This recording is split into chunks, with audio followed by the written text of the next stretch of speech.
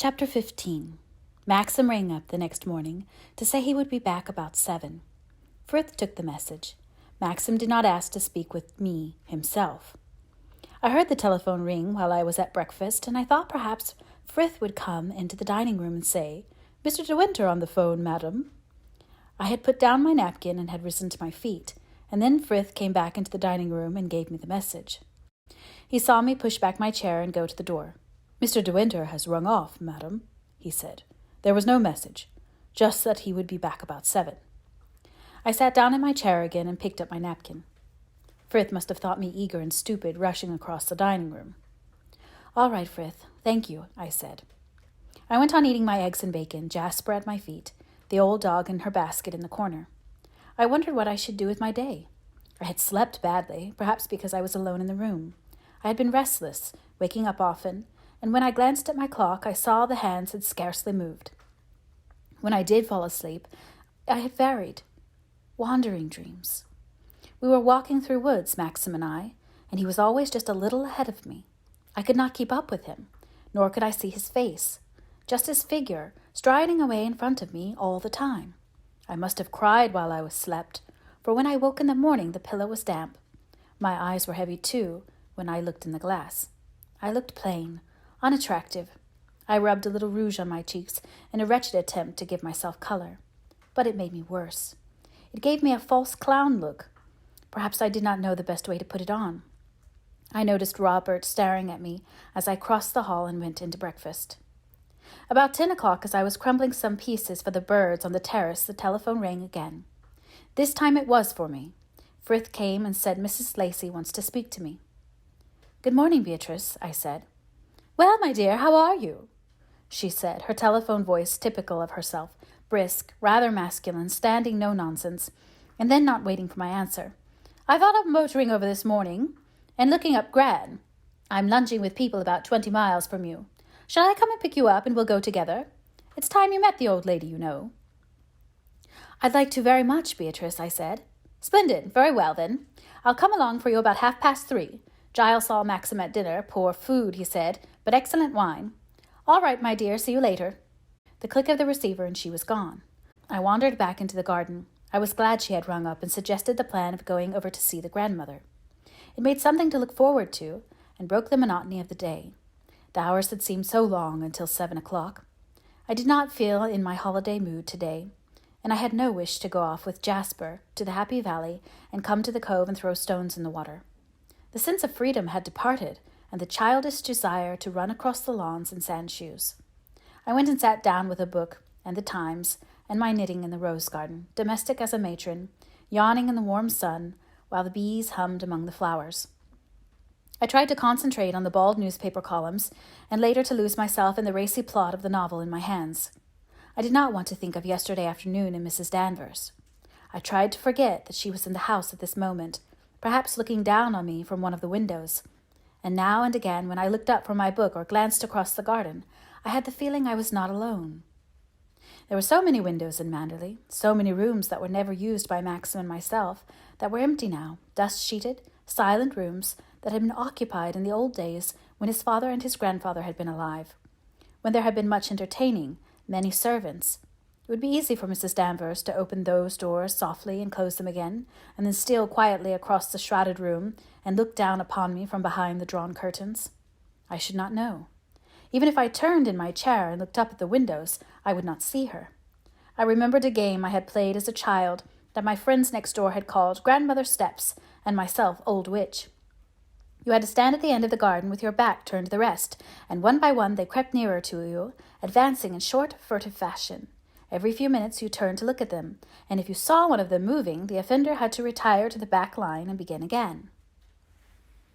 But there was always one a little bolder than the rest, who came up very close, whose movement was impossible to detect, and as you waited there, your back turned, counting the regulation, 10 you knew, with a fatal, terrifying certainty that before long, before even the 10 was counted, this bold player would pounce on you from behind, unheralded, unseen, with a scream of triumph. I felt as tense and expectant as I did then. I was playing Old Witch with Mrs. Danvers. Lunch was a welcome break to the long morning. The calm efficiency of Frith and Robert's rather foolish face, helped me more than my book and my newspaper had done. At 3:30, punctual to the moment, I heard the sound of Beatrice's car round the sweep of the drive and pull up at the steps before the house. I ran out to meet her, ready, dressed, my gloves in my hand. "Well, my dear." "Here I am. What a splendid day, isn't it?" She slammed the door of the car and came up the steps to meet me. She gave me a hard, swift kiss, brushing me somewhere near the ear. "You don't look well," she said immediately, looking me up and down. "Much too thin in the face and no color. What's wrong with you?" "Nothing," I said humbly, knowing the fault of my face too well. "I'm not a person who ever has much color." "Oh, bosh," she replied. "You looked quite different when I saw you before." "I expect the brown of Italy has worn off," I said, getting into the car. "Humph," she said shortly. "You're as bad as Maxim. Can't stand any criticism about your health. Slam the door hard or it doesn't shut." We started off down the drive, swerving at the corner, going rather too fast. "You're not by any chance starting an infant, are you?" she said, turning her brown eyes upon me. "No," I said awkwardly. "No, I don't think so." "No morning sickness or anything like that?" "No." "Oh, well, of course it doesn't always follow. I never turned a hair when Roger was born. Felt as fit as a fiddle the whole 9 months. I played golf the day before he arrived. There's nothing to be embarrassed about in the facts of nature, you know. If you have any suspicions, you had better tell me." "No, really, Beatrice," I said. "There's nothing to tell." "I must say I do hope you will produce a son and heir before long.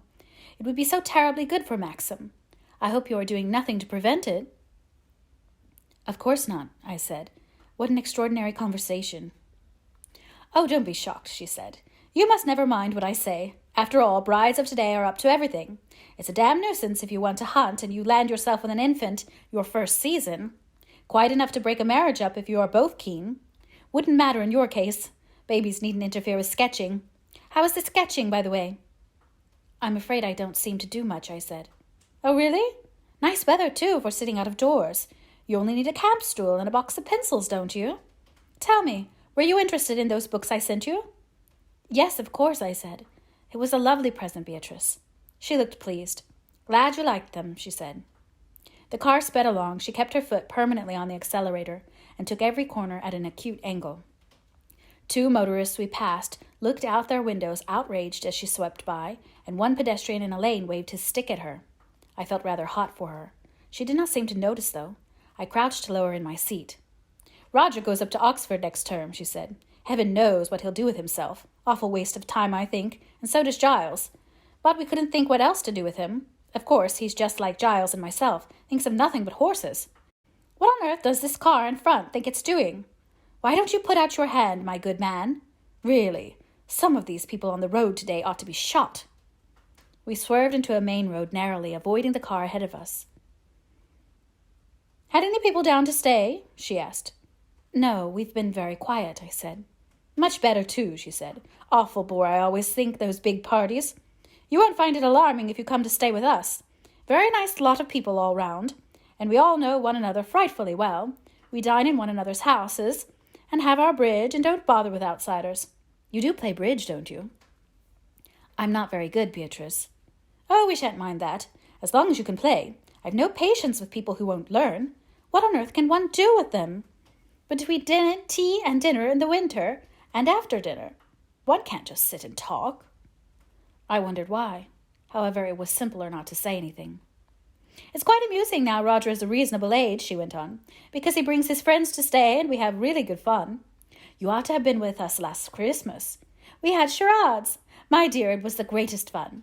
Giles was in his element. He adores dressing up, you know, and after a glass or 2 of champagne, he's the funniest thing you've ever seen.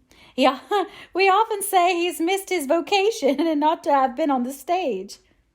I thought of Giles and his large moon face, his horn spectacles. I felt the sight of him being funny after champagne would embarrass me.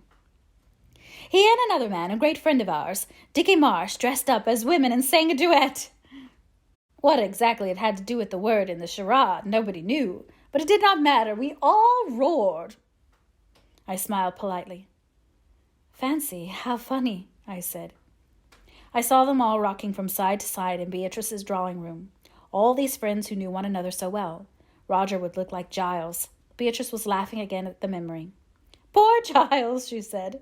I shall never forget his face when Dick squirted the soda siphon down his back. We were all in fits. I had an uneasy feeling we might be asked to spend the approaching Christmas with Beatrice. Perhaps I could have influenza. Of course our acting was never very ambitious, she said. It was just a lot of fun amongst ourselves. At Manderley now, there is scope for a really fine show. I remember a pageant they had there some years ago. People from London came down to do it. Of course that type of thing needs terrific organization. Yes, I said. She was silent for a while and drove without speaking. How is Maxim? She said after a moment. Very well, thanks, I said. Quite cheerful and happy? Oh, yes. Yes, rather. A narrow village street engaged her attention. I wondered whether I should tell her about Mrs. Danvers, about the man Favell. I did not want her to make a blunder, though, and perhaps tell Maxim. Beatrice, I said, deciding upon it, have you ever heard of someone called Favell? Jack Favell? Jack Favell, she repeated. Yes, I do know the name. Wait a minute. Jack Favell. Of course, an awful bounder. I met him once ages ago. He came to Manderley yesterday to see Mrs. Danvers, I said. Really? Oh, well, perhaps he would. Why? I said. I rather think he was Rebecca's cousin, she said. I was very surprised. That man her relation? It was not my idea of the sort of cousin Rebecca would have. Jack Favell her cousin? Oh, I said. Oh, I hadn't realized that. He probably used to go to Manderley a lot, said Beatrice. I don't know. I couldn't tell you. I was very seldom there. Her manner was abrupt. It gave me the impression she did not want to pursue the subject. I did not take to him much, I said. No, said Beatrice. I don't blame you. I waited, but she did not say any more. I thought it wiser not to tell her how Favell had asked me to keep this visit a secret. It might lead to some complication. Besides, we were just coming to our destination, a pair of white gates and smooth gravel drive. Don't forget the old lady is nearly blind, said Beatrice, and she's not very bright these days. I telephoned to the nurse that we were coming, so everything will be all right. The house was large, red-bricked and gabled. Late Victorian, I suppose. Not an attractive house. I could tell in a glance it was the sort of house that was aggressively well kept by a big staff, and all for one old lady who was nearly blind. A trim parlour maid opened the door. Good afternoon, Nora. How are you? Said Beatrice. Very well, thank you, madame. I hope you are keeping well. Oh, yes, we are all flourishing. How has the old lady been, Nora? Rather mixed, madame. She has one good day and then a bad.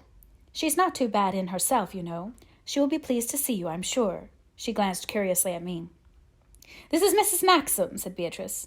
Yes, madame. How do you do? Said Nora. We went through a narrow hall and a drawing-room crowded with furniture to a veranda facing a square-clipped lawn. There were many bright geraniums in stone vases on the steps of the veranda. In the corner was a bath chair.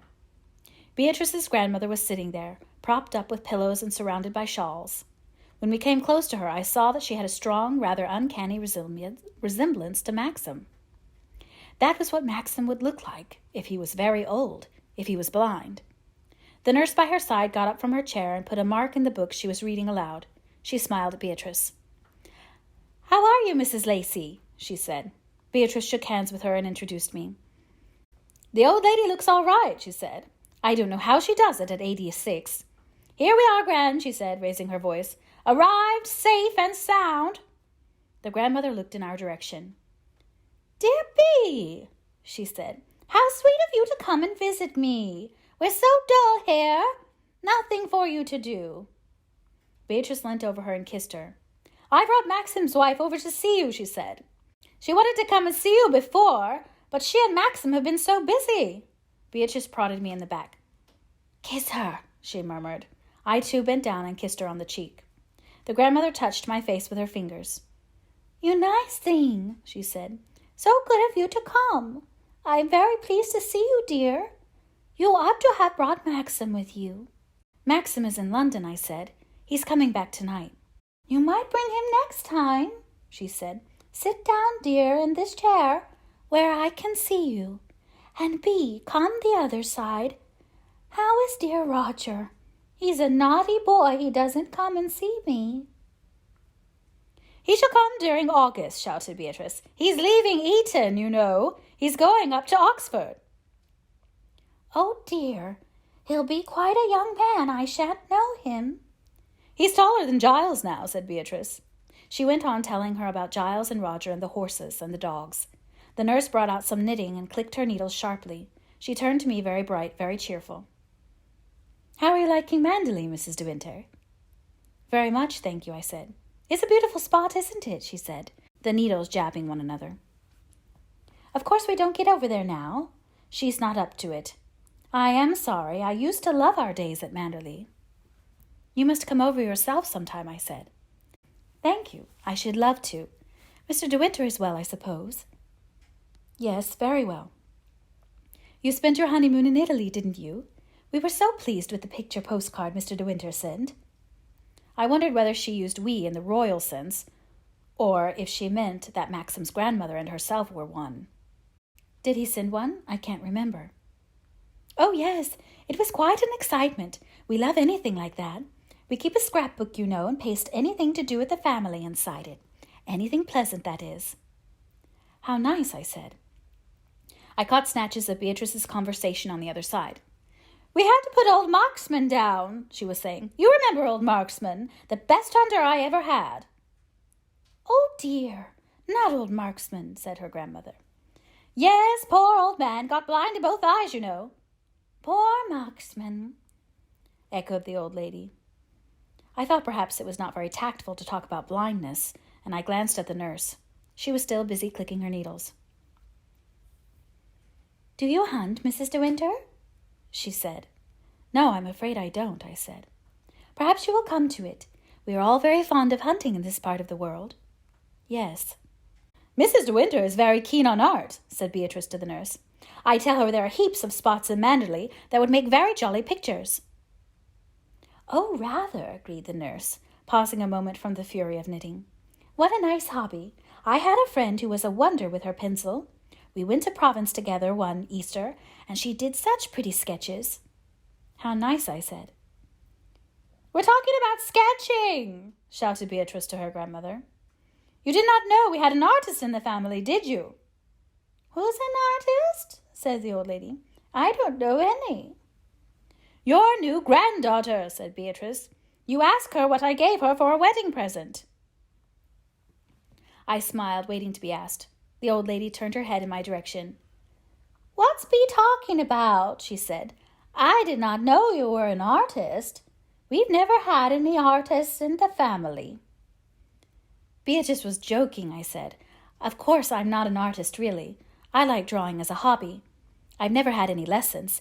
Beatrice gave me some lovely books as a present." "Oh," she said, rather bewildered. "Beatrice gave you some books, did she? Rather like taking coals to Newcastle, wasn't it? There are so many books in the library of Manderley." She laughed heartily.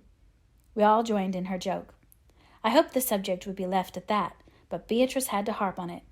"You don't understand, Gran," she said. "They weren't ordinary books. They were volumes on art, 4 of them." The nurse leaned forward to add her tribute.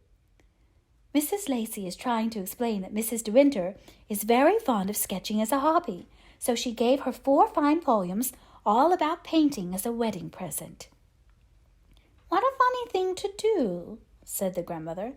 "I don't think much of books for a wedding present. Nobody ever gave me any books when I was married. I should never have read them if they had." She laughed again. Beatrice looked rather offended. I smiled at her to show my sympathy. I don't think she saw. The nurse resumed her knitting. "I want my tea," said the old lady curiously. "Isn't it 4:30 yet? Why doesn't Nora bring the tea?" "What? Hungry again after our big lunch?" said the nurse, rising to her feet and smiling brightly at her charge. I felt rather exhausted and wondered, rather shocked at my callous thought, why old people were sometimes such a strain. Worse than young children or puppies, because one had to be polite. I sat with my hands in my lap, ready to agree with what anybody said. The nurse was thumping the pillows and arranging the shawls. Maxim's grandmother suffered her impatience.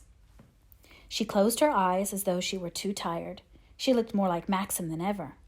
I knew how she must have looked when she was young, tall, and handsome, going round the stables at Manderley with sugar in her pockets, holding her trailing skirt out of the mud. I pictured the nipped-in waist, the high collar, I heard her ordering the carriage for 2 o'clock. That was all finished now for her, all gone. Her husband had been dead for 40 years, her son for 15. She had to live in this bright, red-gabled house with the nurse until it was time for her to die. I thought how little we know about the feelings of old people. Children we understand, their fears and hopes and make-believe. I was a child yesterday. I had not forgotten. But Maxim's grandmother, sitting there in her shawl with her poor blind eyes, what did she feel? What was she thinking? Did she know that Beatrice was yawning and glancing at her watch? Did she guess that we had come to visit her because we felt it right? It was a duty? So that when she got home afterwards, Beatrice would be able to say, "Well, that clears my conscience for 3 months." Did she ever think about Manderley? Did she remember sitting at the dining-room table where I sat? Did she too have tea under the chestnut tree? Or was it all forgotten and laid aside? And was there nothing left behind that calm, pale face of hers, but little aches and little strange discomforts, a blurred thankfulness when the sun shone, a tremor when the wind blew cold? I wished that I could lay my hands upon her face and take the years away. I wished I could see her young as she once was, with color in her cheeks and chestnut hair, alert and active as Beatrice by her side, talking as she did about hunting, hounds, and horses, not sitting there with her eyes closed while the nurse thumped the pillows behind her head. "We've got a treat today, you know," said the nurse. "Watercress sandwiches for tea. We love watercress, don't we?" "Is it watercress day?"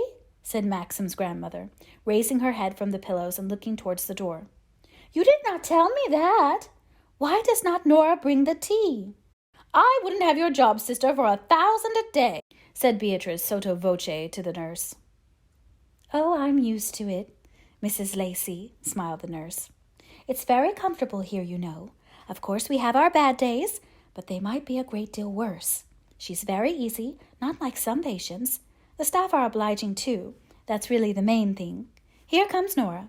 The parlor maid brought out a little gate-legged table and a snowy cloth. "What a time you've been, Nora," grumbled the old lady. "It's only just turned the half-hour, madame," said Nora in a special voice, bright and cheerful like the nurse. I wondered if Maxim's grandmother realized that people spoke to her in this way. I wondered when they had done so for the first time, and if she had noticed then. Perhaps she had said to herself, "They think I'm getting old, how very ridiculous," and then little by little she had become accustomed to it, and now it was as though they had always done so. It was part of her background. But the young woman with the chestnut hair and the narrow waist, who gave sugar to the horses, where was she? We drew our chairs to the gate-legged table and began to eat the watercress sandwiches.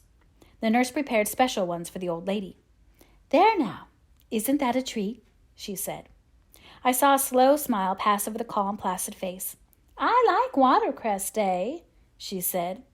The tea was scalding, much too hot to drink. The nurse drank hers in tiny sips. "Boiling water today," she said, nodding at Beatrice. "I have such trouble about it.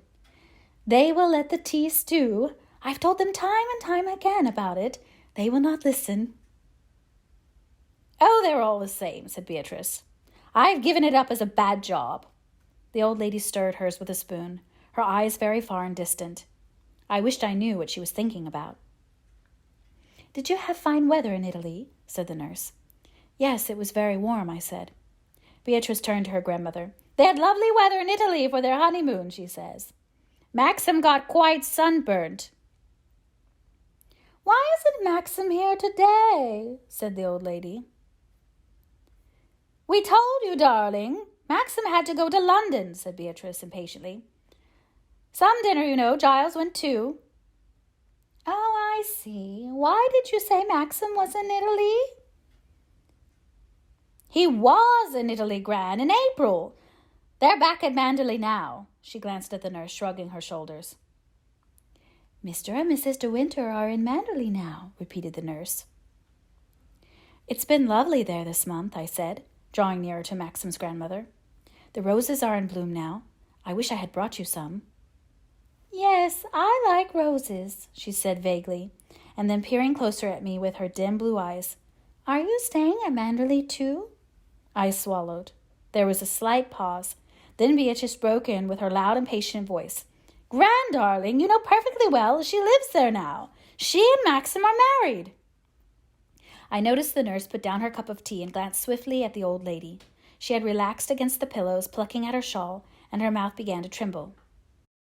"You all talk too much, all of you. I don't understand." Then she looked across at me, a frown on her face, and began shaking her head.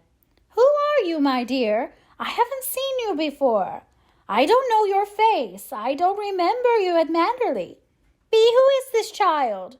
Why did not Maxim bring Rebecca? I'm so fond of Rebecca. Where is dear Rebecca?"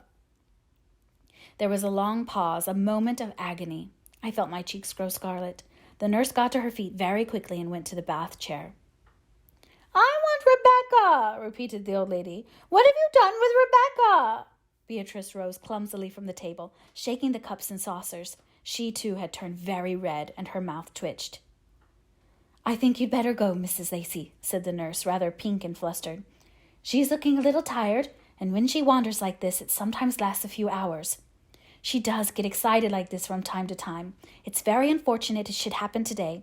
I'm sure you will understand, Mrs. De Winter." She turned apologetically to me. "Of course," I said quickly. "It's much better we should go." Beatrice and I groped for our bags and gloves. The nurse had turned to her patient again. "Now, what's all this about? Do you want your nice watercress sandwich that I've cut for you?" "Where's Rebecca? Why did not Maxim come and bring Rebecca?" replied the thin, querulous voice. We went through the drawing room to the hall and let ourselves out of the front door. Beatrice started up the car without a word. We drove down the smooth gravel drive and out of the white gates. I stared straight in front of me down the road. I did not mind for myself. I should not have cared if I had been alone. I minded for Beatrice. The whole thing had been so wretched and awkward for Beatrice. She spoke to me when we turned out of the village. "My dear," she began, "I'm so dreadfully sorry. I don't know what to say." "Don't be absurd, Beatrice," I said hurriedly. "It doesn't matter a bit. It's absolutely all right." "I had no idea she would do that," said Beatrice. "I would never have dreamt of taking you to see her. I'm so frightfully sorry." "There's nothing to be sorry about. Please don't say any more." "I can't make it out. She knew all about you. I wrote and told her, and so did Maxim. She was so interested in the wedding abroad." "You forget how old she is," I said. "Why should she remember that? She doesn't connect me with Maxim. She only connects him with Rebecca." We went on driving in silence. It was a relief to be in the car again. I did not mind the jerky motion and the swaying corners. "I'd forgotten she was so fond of Rebecca," said Beatrice slowly. "I was a fool not to expect something like this. I don't believe she ever took it in properly about the accident. Oh, Lord, what a ghastly afternoon. What on earth will you think of me?" "Please, Beatrice, don't. I tell you, I don't mind."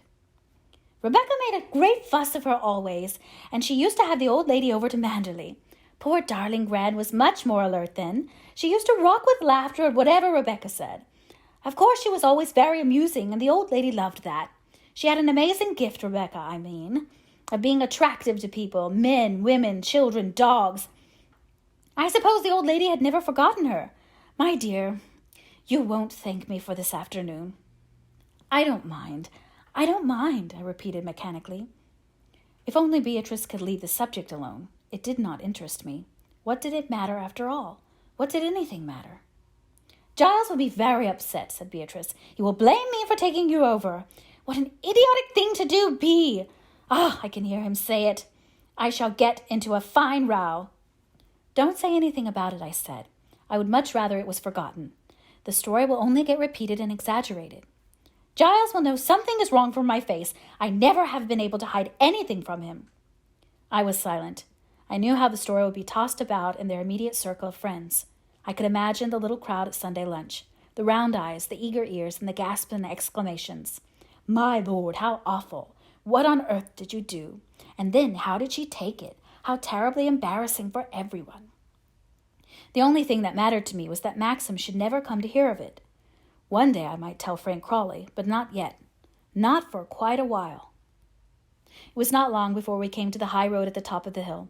In the distance I could see the first grey roofs of Carith, while to the right, in a hollow, lay the deep woods of Manderley and the sea beyond. "Are you in a frightful hurry to get home?" said Beatrice. "No," I said, "I don't think so. Why?"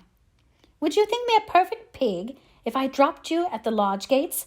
If I drive like hell now, I shall just be in time to meet Giles by the London train, and it will save him taking the station taxi." "Of course," I said. "I can walk down the drive." "Thanks awfully," she said gratefully. I felt the afternoon had been too much for her. She wanted to be alone again and did not want to face another belated tea at Manderley. I got out of the car at the lodge gates and we kissed goodbye. "Put on some weight next time I see you," she said. "It doesn't suit you to be so thin. Give Maxim my love and forgive me for today." She vanished in a cloud of dust and I turned in down the drive. I wondered if it had altered much since Maxim's grandmother had driven down it in her carriage. She had ridden here as a young woman. She had smiled at the woman at the lodge as I did now, and in her day the lodge-keeper's wife had curtsied, sweeping the path with her full wide skirt.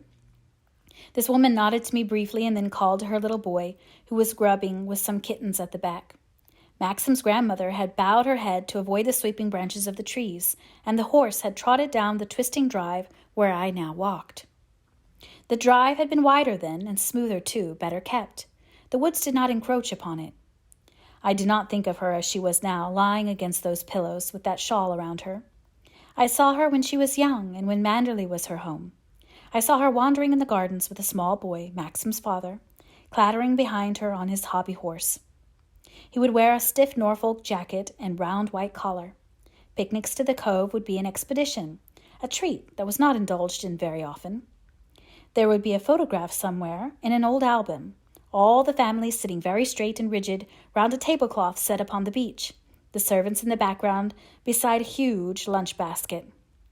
And I saw Maxim's grandmother when she was older too, a few years ago, walking on the terrace at Manderley, leaning on a stick, and someone walked beside her, laughing, holding her arm, someone tall and slim and very beautiful who had a gift, Beatrice said, of being attractive to people, easy to like, I supposed, easy to love. When I came to the end of the long drive, at last I saw that Maxim's car was standing in front of the house. My heart lifted. I ran quickly into the hall. His hat and gloves were lying on the table. I went towards the library, and as I came near I heard the sound of voices, one raised louder than the other. Maxim's voice. The door was shut. I hesitated a moment before going in. "You can write and tell him from me to keep away from Manderley in future, do you hear? Never mind who told me. That's of no importance. I happen to know his car was seen here yesterday afternoon. If you want to meet him, you can meet him outside Manderley. I won't have him inside the gates. Do you understand? Remember, I'm warning you for the last time." I slipped away from the door to the stairs. I heard the door of the library open. I ran swiftly up the stairs and hid in the gallery. Mrs. Danvers came out of the library, shutting the door behind her. I crouched against the wall of the gallery so that I should not be seen. I had caught one glimpse of her face. It was gray with anger, distorted, horrible. She passed up the stairs swiftly and silently and disappeared through the door leading to the west wing. I waited a moment. Then I went slowly downstairs to the library. I opened the door and went in. Maxim was standing by the window, some letters in his hand. His back was turned to me. For a moment I thought of creeping out again and going upstairs to my room and sitting there. He must have heard me, though, for he swung round impatiently. "Who is it now?" he said. I smiled, holding out my hands. "Hello," I said. "Oh, it's you." I could tell in a glance that something had made him very angry. His mouth was hard, his nostrils white and pinched. "What have you been doing with yourself?" he said. He kissed the top of my head and put his arm round my shoulder. I felt as if a very long time had passed since he had left me yesterday. "I've been to see your grandmother," I said. "Beatrice drove me over this afternoon." "How was the old lady?" "All right." "What's happened to be?" "She had to get back to meet Giles." We sat down together on the window seat. I took his hand in mine. "I hated you being away. I've missed you terribly," I said. "Have you?" he said. We did not say anything for a bit. I just held his hand. "Was it hot up in London?" I said. "Yes, pretty awful. I always hate the place." I wondered if he would tell me what had happened just now in the library with Mrs. Danvers. I wondered who had told him about Favell. "Are you worried about something?" I said. "I've had a long day," he said. "That drive twice in 24 hours is too much for anyone." He got up and wandered away, lighting a cigarette. I knew then that he was not going to tell me about Mrs. Danvers. "I'm tired too," I said slowly. It's been a funny sort of day.